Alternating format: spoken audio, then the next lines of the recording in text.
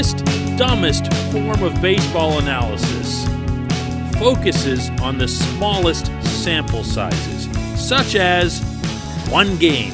And I'm actually about to do that. Good morning to you. Good Thursday morning. I'm Dejan Kovacevic of DK Pittsburgh Sports. This is Daily Shot of Pirates. Comes your way bright and early every weekday morning. If you're into football and or hockey, I also offer up daily shots of Steelers and Penguins. The Pirates were 5-1 losers to the Reds yesterday at PNC Park. That was in 10 innings. Dwayne Underwood Jr. hit with the loss, gave up a bunch of runs.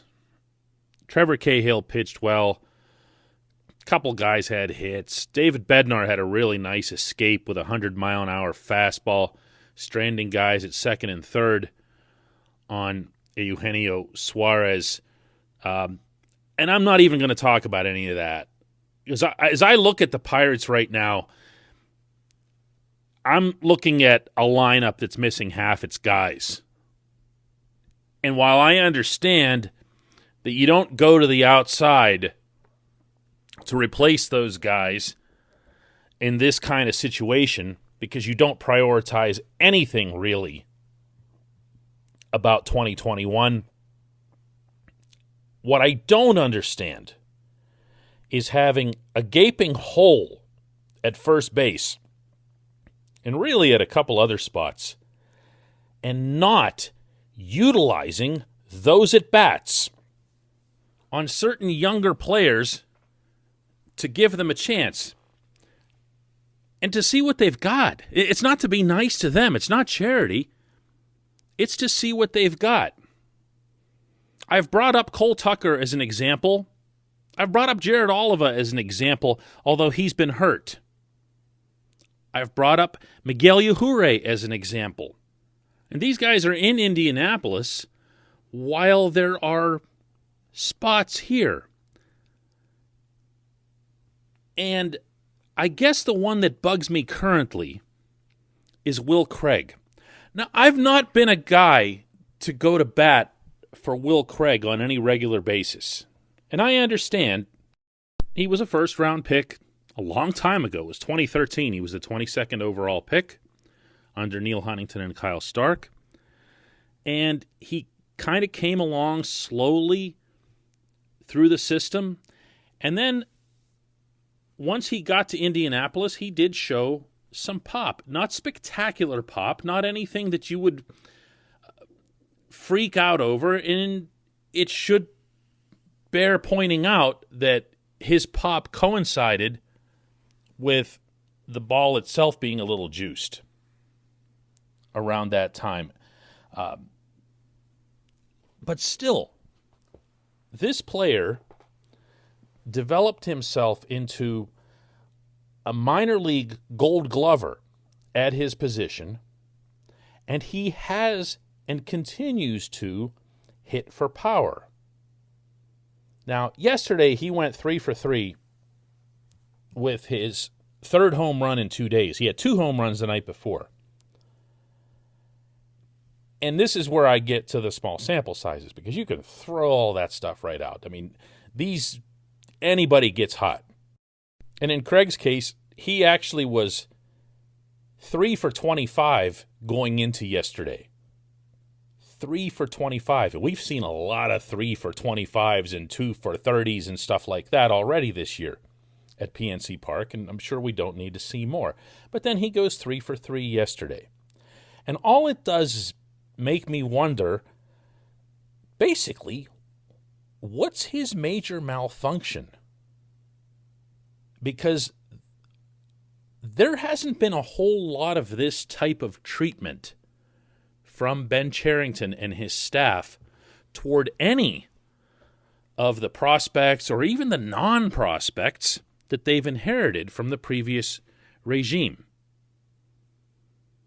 But Craig has been branded pretty much from day one. He was never factored into any first base equation that they've discussed, taken off the 40-man,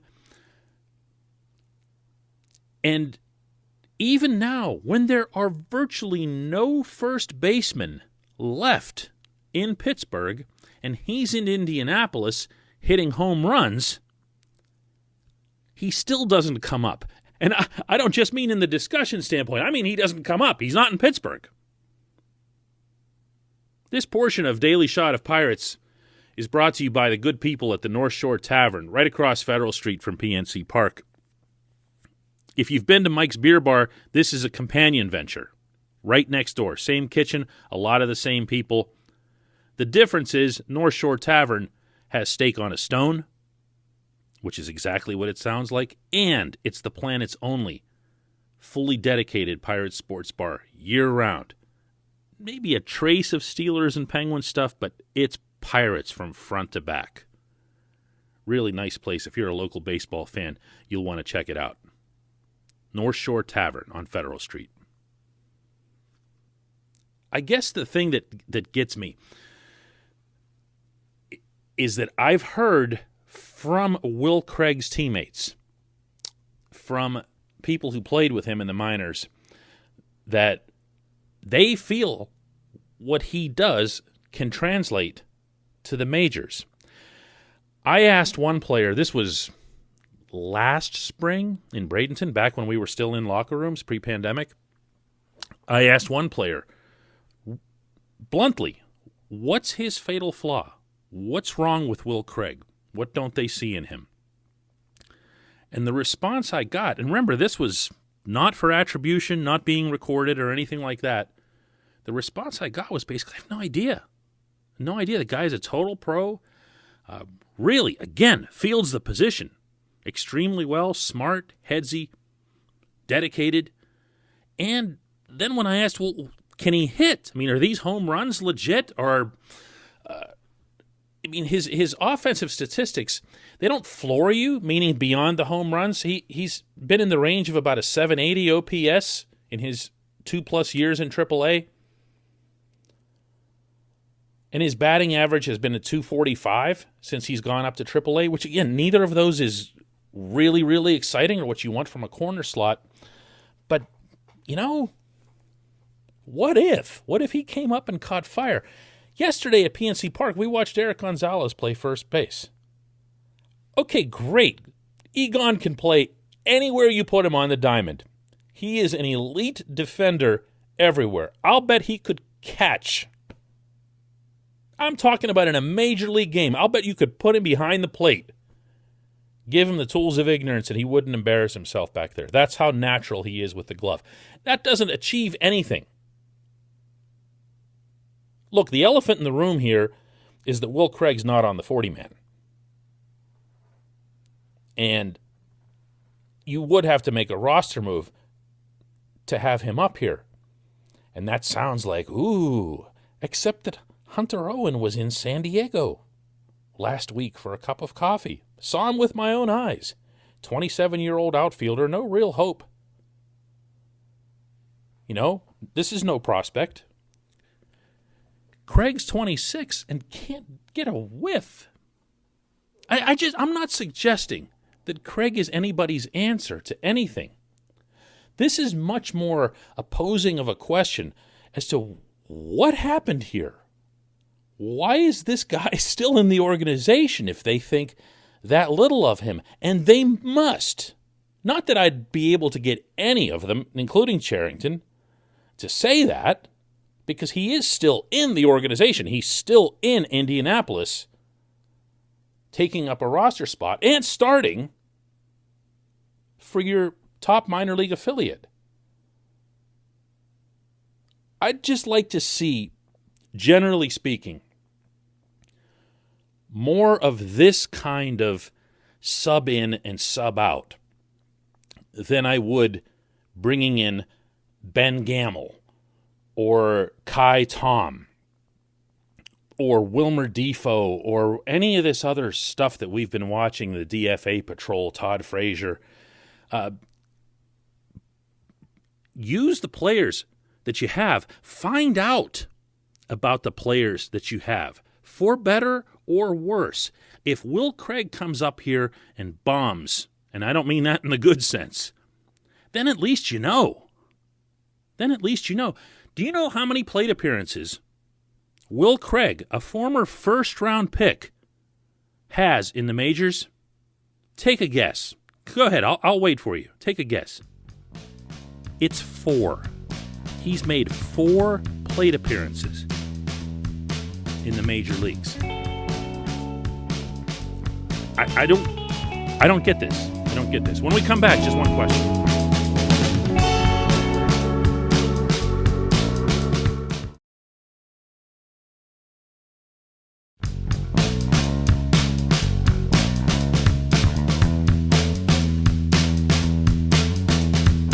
Welcome back. It's time for Just One Question, and today's comes from Kevin, who asks, if Ben Cherington's going to move anyone, especially at the trade deadline, wouldn't it be a closer? Teams tend to overpay for them in order to solidify their pen for the stretch run. Plus, there's always the injury factor. The Pirates have the ability to find another closer in their current pen or the minors. That kid that throws over 100 comes to mind.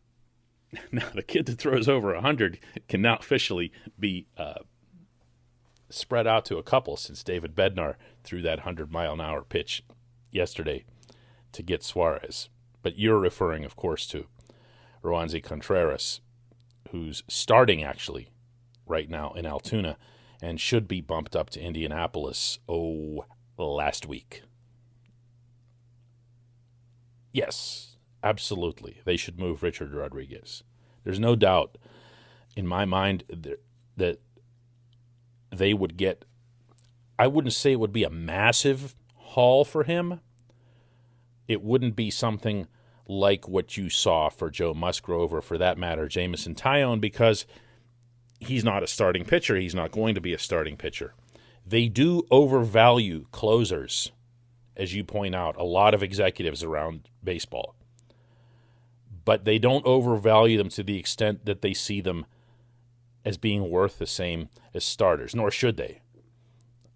The most powerful recent example of that came when Neil Huntington was actively shopping Felipe Vasquez, and this was, of course, before his being thrown into jail. But it was the same year. And remember, everybody was talking about this and that, and the Dodgers are after Vasquez, the Dodgers are going to get him, and it never happened. In hindsight, if you're Huntington, if you knew what eventually would emerge about Vasquez, oh my goodness. First of all, you needed to go to the authorities, so this probably isn't my best example, but you would have moved him for anything. As it was, they didn't really get what they wanted. And my understanding is they weren't exactly floored by the offers. Now, if you'll remember what some of those talks were, they were asking the Pirates were for Gavin Lux and some of their top starting pitching prospects, and Dodgers were like, no way, get out of here. And they did the right thing. Those guys are in the majors and doing what everybody had expected. And, of course, the Dodgers managed to avoid picking up a guy that would end up in jail. Again, not that anybody knew. I'm just saying, that's just how it worked out. Not everybody gets a ton of guys, but you can get, I think, 2 good prospects out of somebody else's system, and they might be starting pitching prospects, in which case you double your chances of getting at least one starter out of the deal, which in and of itself would make it a good trade. You'll take a starter over even the best reliever every day of the week. So, yeah, I do see the Pirates moving Rich Rod. And like you, I see other possibilities for closing. You know, anytime there isn't an anointed closer, there is an unsettled feeling, especially on the outside, especially to people like me and you, Kevin, where we're watching and we're going, who could possibly do this? Who's going to do this? How are they going to do this without closing?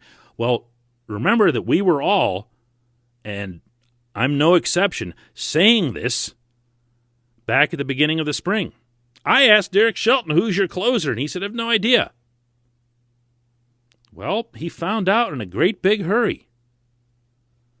And he also found out that he had a bunch of other options for back-end duty. Kyle Crick came along and pitched great in the 8th innings. Bednar, I've mentioned already. there's guys who can do this, and I think you're going to see the Pirates make this move this summer. And I also don't think it'll be the only move. I really don't. I appreciate the question, Kevin. I appreciate everybody listening to Daily Shot of Pirates. We'll do another one of these tomorrow.